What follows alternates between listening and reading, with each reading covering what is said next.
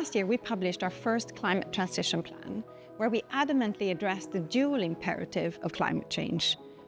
One piece is, of course, we have to rapidly transition to net zero to avoid the most critical impacts of climate change. But at the same time, we also need to invest in resilience and adaptation to be able to withstand the shocks that are to come. And we see our role across three lines. One, as a risk manager, helping our customers to reduce the exposure to climate risk and being ready for what's to come. The second piece is, of course, as a risk carrier, providing the protection solutions that businesses, communities, and people need to be able to withstand the shocks of climate change. And then last but not least, as an investor, providing the capital needed to invest in financing the transition.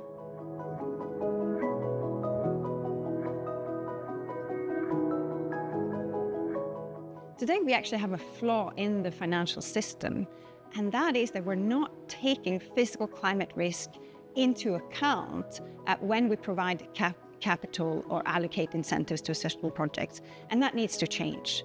And here the insurance sector plays an extremely important role, but we need to be brought in early into the project design phase, and where we can then assess, understand the risk, and also provide potential risk reduction measures.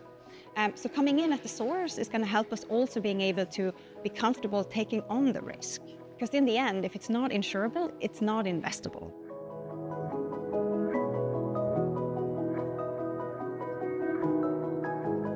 We're facing winds that are blowing many, many different directions, but we cannot lose sight of the fact that climate action needs to come at the top of the agenda for businesses, policymakers, and organizations in general. So that's why it's important for us to get together here in London and really meet with different types of stakeholders, hear what works, where can we accelerate, how can we scale things together, because that's the only way of us really being able to tackle the challenge that is ahead of us.